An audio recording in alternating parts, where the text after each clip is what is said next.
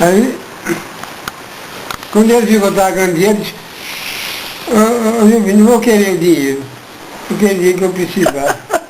Eu disse, tá certo, deixa eu vender aí, que ele entrega o seu dinheiro.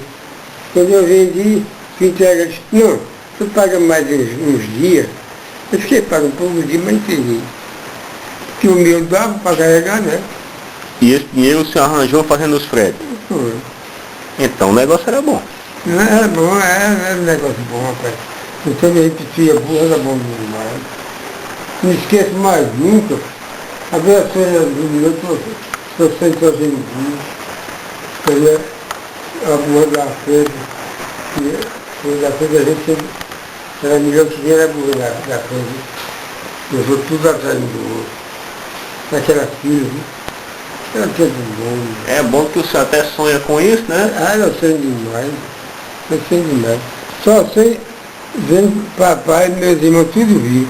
Porque eles sabem com quem já morreu morto, não, só sei que eles vivem. Muito bem.